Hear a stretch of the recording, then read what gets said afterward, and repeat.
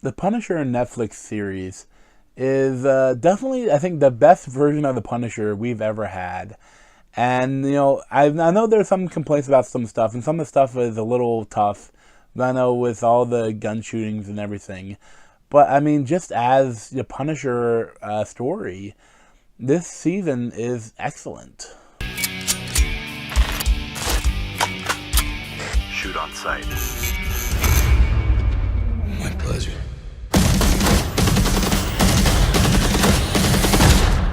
What do you know about my family?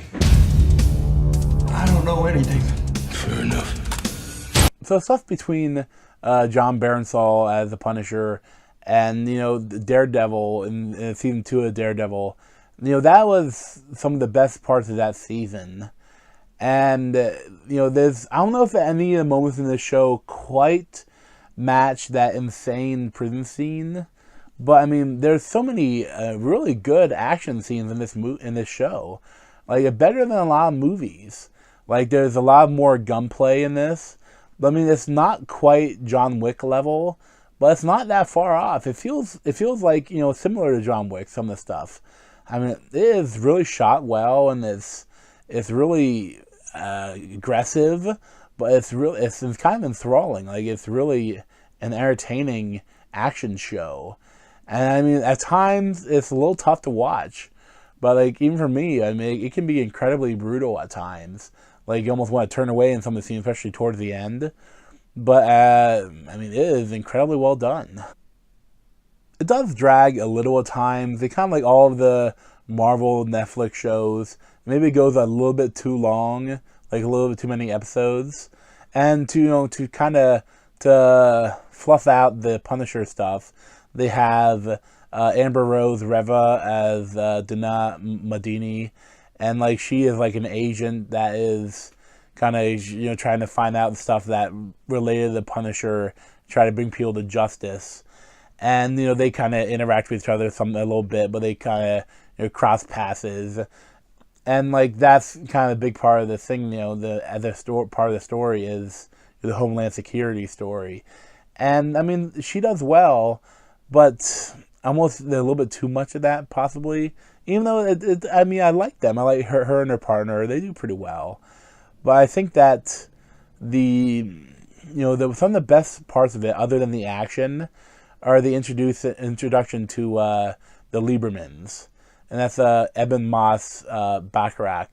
Like he is kind of like almost like the mirror image of Frank Castle, because John Barenthal as Frank Castle, his family was murdered, and he had to go on revenge to get all the people that killed his family. But David Lieberman, he is like a Snowden style whistleblower that then they tried to kill. And he kind of did disappear, but he's staying away from his family because he doesn't want to get his family killed. So it's like an interesting play with that, because like and the Punisher, like when Lieberman tries to use him, he goes and finds his family and introduces himself, and there's a lot of like interesting conflict with that.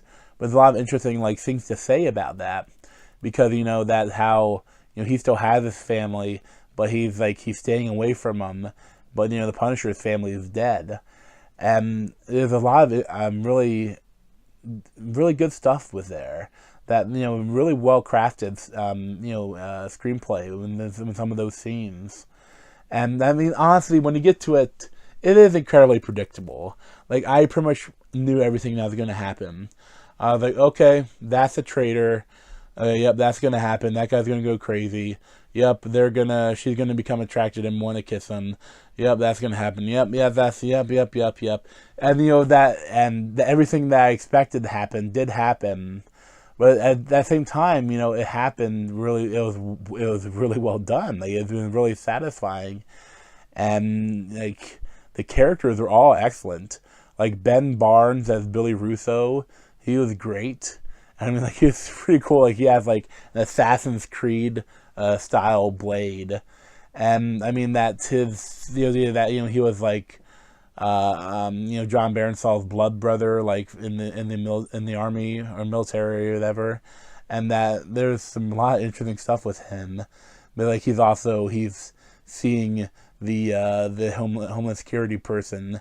And there's a lot of great stuff there.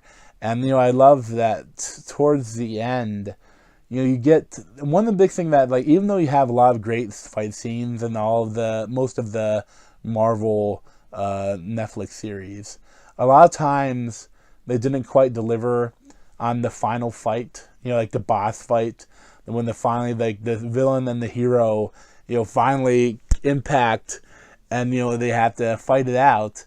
Like, a lot of times it didn't quite deliver, even in some of my favorite series, like Jessica Jones and the first season of Daredevil. But in this one, it delivers. The final episode, and the final, like, it just keeps going and going, and keeps elevating and elevating, and like so many like violence, and it is really well done. And like the final like kind of boss fight between the Punisher and the other person, I won't spoil it, but it is incredibly satisfying, and like it's great.